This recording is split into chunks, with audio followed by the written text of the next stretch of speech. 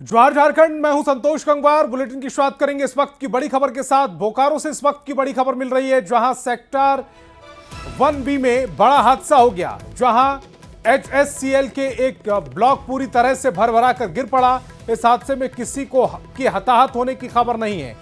HSCL की ओर से 1B के सभी ब्लॉक को 5 साल पहले ही डैमेज घोषित कर दिया गया था, लेकिन इसके बाद भी लोग यहां पर रह रहे थे। एक ब्लॉक में 32 क्वार्टर हैं। शनिवार सुबह से ही ब्लॉक के क्वार्टर संख्या 251 से 266 तक दीवार और पिलर में दरार देखी जा रही थी। शाम होने के बाद ये गिर पड़े, जिसमें ब्लॉक का एक हिस्सा, जिसमें 16 क्वार्टर थे, पूरी तरह से क्षतिग्रस्त हो गए। इन क्वार्टर का निर्माण बोकारो स्टील की ओर से किया गया था, लेकिन इसे HSCL को दे दिया गया था। डैमेज घोषित होने के बाद भी लोग यहां रह रहे थे। क्वार्टर के लोगों ने वैकल्पिक व्यवस्था की मांग की है। कुछ हल्ला हुआ था कि घर मना थोड़ा सा टूट रहा है, लेकिन उतना पता नहीं था हमको। हम 4 तल्ला में रहते हैं। जब नीचे अभी हमको जस्ट मतलब पता चला 7 बजे 6:30 बजे तक कि बिल्डिंग गिर गया, क्वार्टर गिर गया। हम लोग को रहने के लिए व्यवस्था चाहिए, खाना पीना का तो छोड़ दीजिए। हम लोग यहाँ रोड पर रहा है, यही सब है। कितने साल से? क्या चाहिए, हम लोग को रहने का क्वार्टर चाहिए। कहीं क्वार्टर व्यवस्था करके हम लोग को दीजिए। छठ दिवाली हम लोग कैसे मनाएंगे? सारा दुनिया में दिया बढ़ेगा, हम लोग को एगो सुई उठाने का हिम्मत नहीं कर रहा है। कैसे उठेगा हम लोग का सामान? सुखद ये खबर है कि किसी तरह की कोई भी हताहत नहीं हुआ। हाँ, एहतियातन हम लोग पुलिस बल का तैनात कर दिए हैं कि कोई भी व्यक्ति जुलूस में अंदर नहीं जाए, ताकि और किसी प्रकार की क्षति नहीं। सर, क्या जानकारियाँ मिल पाई है अभी तक? जानकारी यही है कि इसमें HSCL द्वारा क्वार्टर को कंडम घोषित कर दिया गया था। इसके बावजूद भी इसमें लोग रह रहे थे और अभी सबको सतर्क कर दिया गया है कि अभी कोई भी किसी प्रकार से अंदर नहीं जाए। और मृत्युंजय हमारे संवाददाता ज्यादा जानकारी के साथ फोन लाइन पर जुड़ रहे हैं। मृत्युंजय, ये बड़ा हादसा, हालांकि अच्छी खबर ये है कि कोई हताहत नहीं हुआ है, लेकिन जो लोग परेशान हैं उनके रहने की क्या वैकल्पिक व्यवस्था की जा रही है? देखिए, मैं आपको बता दूं कि जिस प्रकार से यह पूरा जो 1B का चरतल्ला है वो पूरी तरह से कंडम घोषित कर दिया गया है, जो क्षतिग्रस्त है। बावजूद इसके लोग यहाँ रह रहे थे। लोगों का कहना है कि हम कहाँ जाएं, लेकिन सबसे बड़ी बात है कि लोग जान में जोखिम डालकर क्यों रह रहे थे। यह तो बोकारो स्टील और HSCL प्रबंधन को भी देखना चाहिए था कि ऐसे में लोगों को क्यों रहने दिया जा रहा है नोटिस देने के बाद भी। तो कह सकते हैं कि लोगों के साथ खुद लोग अपनी जान के साथ जो है जोखिम में डाल रहे हैं, और प्रबंधन को इस पर एक्शन लेना चाहिए, क्योंकि आज एक क्वार्टर गिरा है। इसी तरह से अगर सभी क्वार्टर धीरे धीरे गिरने लगेंगे तो हम कह सकते हैं एक बड़ा हादसा हो सकता है। हालांकि जो नेता हैं, जो धनबाद के भाजपा सांसद भी, वो भी पहुंच चुके हैं, लोगों से बात की। उनका कहना है कि क्वार्टर किसी का भी हो, लेकिन मानवता होनी चाहिए। लोग अगर बाहर हैं तो उनको रखने के लिए जगह होनी चाहिए। तो हम कह सकते हैं कि ये काफी गंभीर मामला है। हालांकि कोई हादसा नहीं हुआ, ऊपर वाले का शुक्र है, लेकिन अगर हादसा हो जाता तो आज प्रबंधन और जो HSCL है वो पूरी तरह से आज ये कहने के लिए भी कोई नहीं बोल पाता कि आखिर ये घटना हुई कैसे है। जी मृत्युंजय, इस तमाम जानकारी के लिए आपका बहुत बहुत शुक्रिया।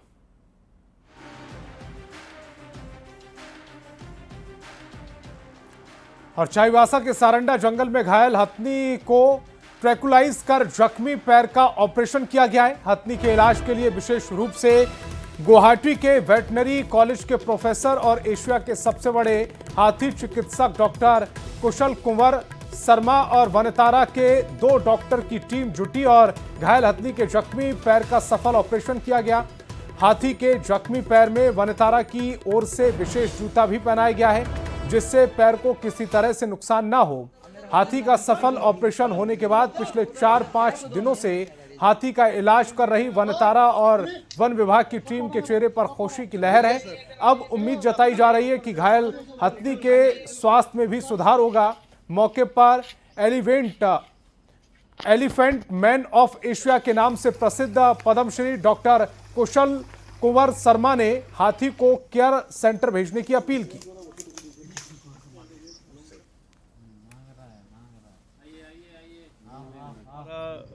ऑब्जेक्टिव था अचीव करने का कि हाथी काफ़ी वीक हो गया है, उसको फ्लूइड वगैरह, एंटीबायोटिक और जो सपोर्टिव ट्रीटमेंट देना ज़रूरी था, हमने सब कुछ दिया। उनको ड्रेसिंग किया और बनतारा से हाथी के लिए जूता बना के लाया था उसका हिसाब से।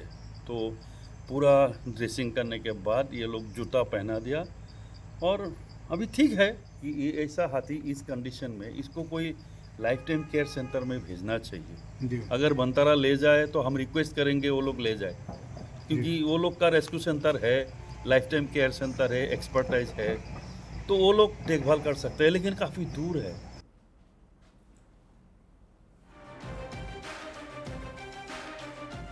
तो हथनी के जल्द स्वस्थ होने की अब उम्मीद की जा रही है और यह भी कहा जा रहा है कि इसे वनतारा ले जाया जा सके। चाईबासा के सारंडा जंगल में घायल हथनी को ट्रैकुलाइज कर जख्मी पैर का ऑपरेशन किया गया। हथनी के इलाज के लिए विशेष रूप से गुवाहाटी के वेटनरी कॉलेज के प्रोफेसर और एशिया के सबसे बड़े हाथी चिकित्सक डॉक्टर कुशल कुमार सरवा और वनतारा से 2 डॉक्टरों की टीम जुटी और घायल हथनी के जख्मी पैर का सफल ऑपरेशन किया गया। और रूपेश प्रधान हमारे संवाददाता ज्यादा जानकारी के साथ फोन लाइन पर जुड़ रहे हैं। रूपेश, बहुत अच्छी खबर, जो हथनी जख्मी थी उसके पैर का ऑपरेशन हो चुका है। वनतारा की टीम ने इसमें पूरा सहयोग किया है, एक विशेष जूता भी पहनाया गया। जी बिल्कुल, वन विभाग और वनतारा की टीम जो पिछले 4-5 दिनों से हाथी का इलाज कर रही थी और उसका एक प्रॉपर समुचित इलाज का जो प्रयास किया जा रहा था वो आज सफल रहा। और फिलहाल आगे अभी वनतारा की मेडिकल टीम और गुवाहाटी से जो स्पेशलिस्ट डॉक्टर आए हैं उनके द्वारा अभी 1-2 दिन तक हाथी के आगे की स्थिति की निगरानी की जाएगी। और गुवाहाटी से जो विशेषज्ञ जो पशु चिकित्सक आए हैं उनका सलाह उनके द्वारा वन विभाग को ये सलाह भी दिया गया है कि हाथी को आगे उसका सही तरीके से आगे रिवाइव कर सके, उसके लिए किसी लाइफ केयर सेंटर या वनतारा में भेजा जाना चाहिए। तो आगे अब वन विभाग उसके बारे में क्या डिसीजन लेती है, अब ये देखने वाली बात है।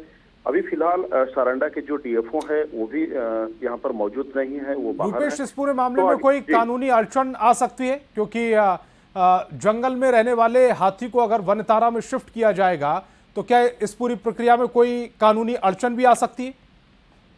और देखिए, इस बारे में अभी स्पष्ट तौर पर कुछ नहीं कहा जा रहा है, लेकिन वन विभाग के जो कर्मी हैं या रेंजर अन्य जो अफसर हैं उनसे जो जानकारी लेने का प्रयास किया गया था तो उनका कहना है कि वन विभाग के वरीय अधिकारियों द्वारा ये फैसला लिया जा सकता है। वन विभाग के वरीय अधिकारी इस फैसले पर मोहर लगा सकते हैं। फिलहाल 2 से 3 दिन तक वनतारा की टीम वहां रहकर इस हथनी की देखभाल भी करेगी, इस पर नजर भी रखेगी। रूपेश प्रधान, आप हमारे साथ जुड़े, आपका बहुत बहुत शुक्रिया। और रांची से बड़ी खबर है, स्वास्थ्य मंत्री के बेटे पर एक्शन हुआ है। कृष्ण अंसारी का ट्रैफिक चालान काट दिया गया। सोशल मीडिया पर एक वीडियो वायरल हुआ था। रांची डीसी के निर्देश पर यह कार्रवाई की गई।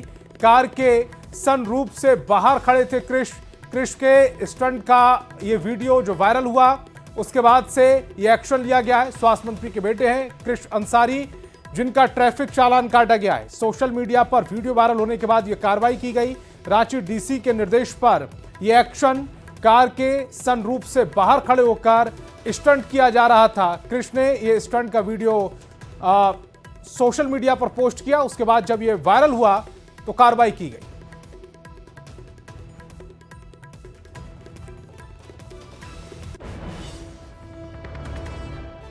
तो तस्वीर भी इस समय आपकी टेलीविजन स्क्रीन पर है। तस्वीर भी देखिए, स्वास्थ्य मंत्री के बेटे हैं कृष्ण, जो सनरूफ से बाहर निकलकर कार में बैठकर स्टंटबाजी कर रहे थे और जिसको लेकर जब ये वीडियो वायरल हुआ तो उस पर कार्रवाई की गई।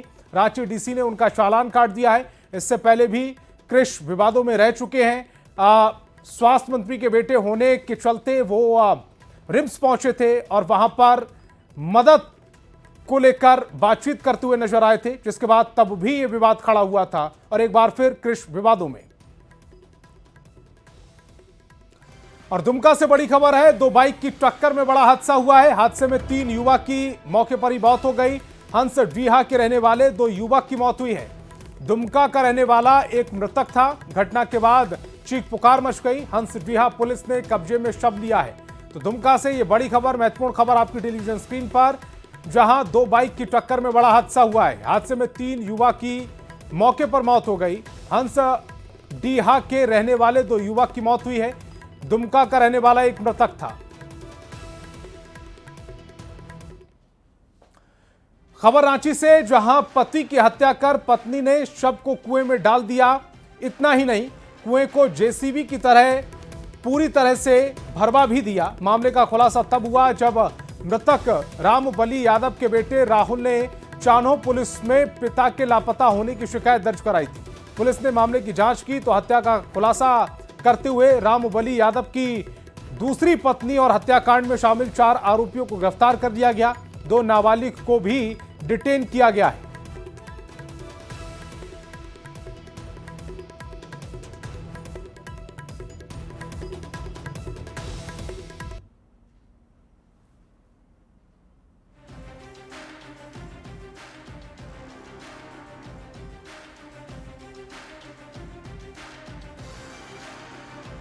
दो तस्वीरें समा आपकी टेलीविजन स्क्रीन पर। पहली तस्वीर जब इस पूरे मामले में खुलासा किया गया और दूसरी तस्वीर उस गड्ढे को, उस कुएं को खाली कराया गया जिसमें शव दबा दिया गया था। जेसीबी की मदद से मिट्टी डाली गई और उसके बाद जब बेटे की ओर से शिकायत की गई थाने में और पुलिस ने इस पूरे मामले का खुलासा किया, उसके बाद शव को बाहर निकाला गया। 2025 में इन्होंने एक ज़मीन को बेचा था और जो पैसे हैं वो वापस अपनी पहली पत्नी को भिजवा दिया था। तो ये बात चंपा उरांव को पसंद नहीं आई और उसके साथ मारपीट भी किया करते थे। तो एक प्लान बनाया अपने पति को मारने का। इसके लिए शूटर्स को हायर किया। 2 शूटर आए थे बुढ़मू से। 3 गोली मारी गई और उसके बाद बॉडी को एक कुएं में फेंक दिया गया और अगले दिन जेसीबी से उस कुएं को भरवा दिया गया। बॉडी रिकवर हो गई है मैजिस्ट्रेट के प्रेजेंस में। इसमें जो वेपन यूज हुआ था और 3 गोली बरामद की गई है। और खबर रामगढ़ से, जहां भदानी नगर ओपी क्षेत्र में महिला से रेप के बाद हत्या मामले में आक्रोशित परिजन और ग्रामीणों ने जमकर हंगामा किया। रामगढ़ पतरातू 4 लेन जाम कर आरोपी की गिरफ्तारी की मांग की। जाम के कारण रामगढ़ पतरातू मुख्य मार्ग पर गाड़ियों की लंबी कतार लग गई। मौके पर कई थानों की पुलिस पहुंची। पतरातू सीओ ने ग्रामीणों की कोशिश की, लेकिन ग्रामीण तत्काल कार्रवाई की मांग करते हुए नजर आए।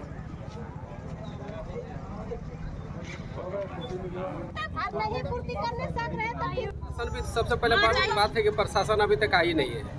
प्रशासन आने से क्या होगा कि उससे बात होगा, वो फुटेज चाहिए और हम लोग को उसका हथियारा चाहिए, फांसी की सजा मिलना चाहिए। और लोहरदगा में पेशवार के केकरांग बरटोली में बुधवार रात डायन बिसाही के आरोप में 3 लोगों की हत्या कर दी गई थी। इस मामले में पुलिस ने कार्रवाई करते हुए 3 हत्यारों को गिरफ्तार कर जेल भेज दिया। पुलिस ने मामले के खुलासे के लिए एसआईटी का गठन किया था, जिसने ये सफलता पाई है। पुलिस ने खून से सने हुए कपड़े, खून लगा हुआ पत्थर और हत्याकांड को अंजाम देने वाली खून लगी कुदाल को हत्यारों की निशानदेही पर जब्त किया। इस मामले को लेकर झारखंड हाई कोर्ट ने भी संज्ञान लिया है।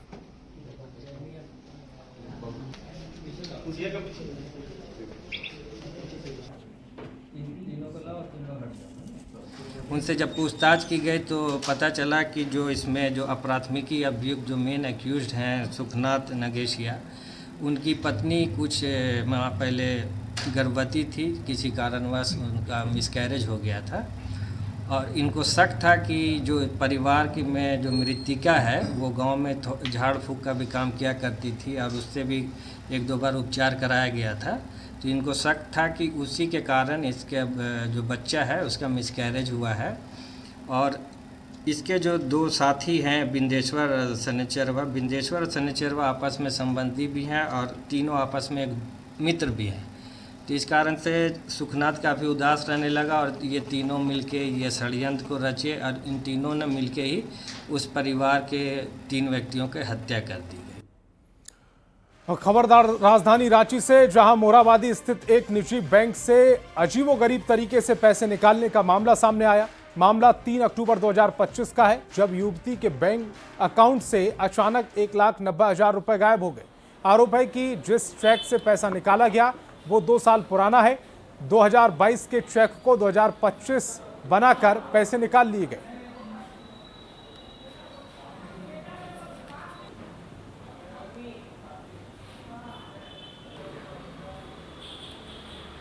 आज आपके शादी होने वाली हो और आपके अकाउंट से करीबन 2 लाख रुपए बैंक के कर्मचारी की वजह से या उनकी गलती की वजह से उड़ा लिए गए हो।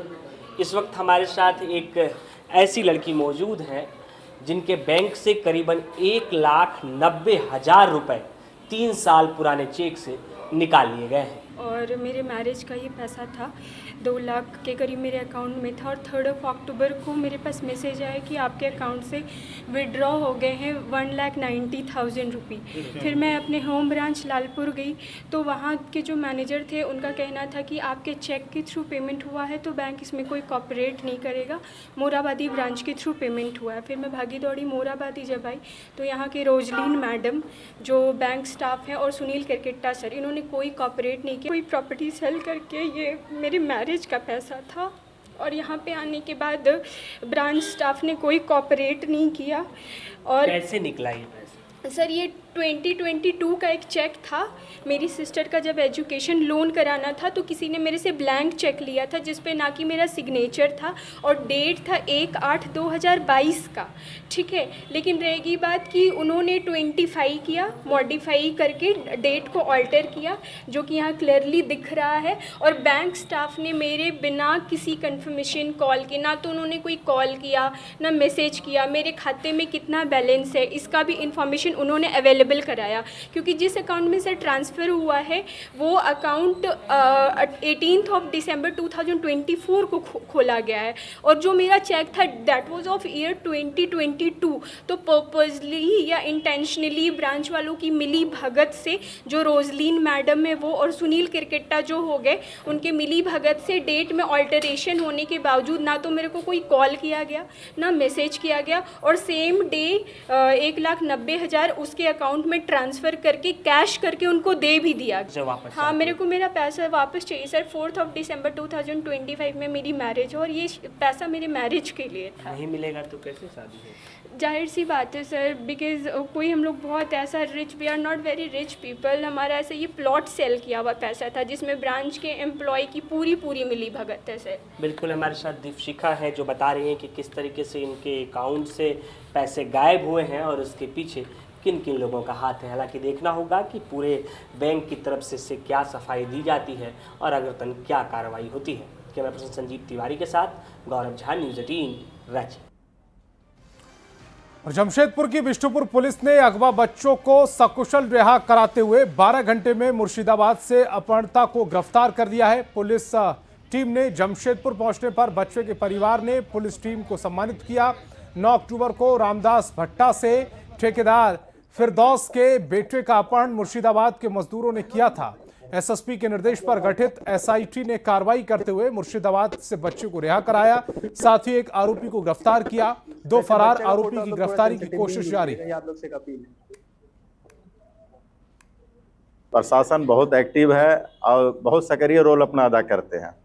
ये अपने बच्चे को जो है करीब 3:30 बजे से 4 के बीच में बंगाल पुलिस बेलडांगा थाना के जो एसआई थे उनके हाथ में बच्चा वो लोग हैंडओवर कर। उसके चाचा का कुछ पैसा बकाया था 3 युवकों के साथ, तो उसी में इस बच्चे को किडनैप किया गया प्रतिशोध के भावना से और हो सकता है बाद में पैसा मांगने के भावना से उस बच्चे को किडनैप किया गया था। बट जमशेदपुर पुलिस को पता चला, हमने चारों तरफ से अपने सभी तरफ से मेहनत किया और इसमें इंश्योर कराया कि 12 घंटे के अंदर बच्चा सकुशल बरामद हो गया। और साहिबगंज के राजमहल अंचल क्षेत्र में जिला प्रशासन ने अतिक्रमण हटाओ अभियान चलाया। मुंडली मिशन के पास अवैध रूप से बनाई गई दुकानों को जेसीबी की सहायता से ध्वस्त किया गया। पहले भी प्रशासन की ओर से इसी जगह पर कार्रवाई की गई थी।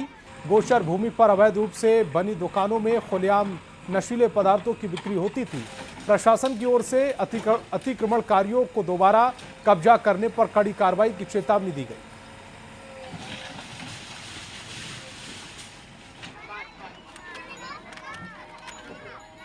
बिहार विधानसभा चुनाव को लेकर झारखंड में सरगर्मी तेज होती जा रही है। हजारीबाग पहुंचे मंत्री सुदीव्य कुमार सोनू ने कहा कि बिहार में जेएमएम पूरे दमखम के साथ चुनाव लड़ने जा रही है। इसे लेकर महागठबंधन के नेता से भी वार्ता हो चुकी है। कौन सी सीटों पर लड़ा जाएगा और सीट की संख्या क्या होगी, इस पर अंतिम निर्णय तेजस्वी यादव और मुख्यमंत्री हेमंत सोरेन तय करेंगे। 7 तारीख को मैं पटना गया भी था। वहाँ पर राष्ट्रीय जनता दल के नेतृत्वकर्ता तेजस्वी यादव जी और उनके शीर्ष नेतृत्व से मुलाकात हुई। एक सकारात्मक माहौल में हम लोगों की बात हुई है। नंबर ऑफ सीट्स और वो कौन सी सीट्स होंगी ये ऑनरेबल सीएम और तेजस्वी यादव जी तय करेंगे। मुक्ति मोर्चा जिन सीटों पर चुनाव लड़ना चाहता है, गठबंधन में अपने दावे को हम लोगों ने प्रस्तुत कर दिया है और मुझको उम्मीद है कि जल्दी ही इसका निर्णय भी आप लोगों के समक्ष होगा। तो इस बुलेटिन में फिलहाल इतना ही। आप देखते रहिए न्यूज़ 18 बिहार झारखंड।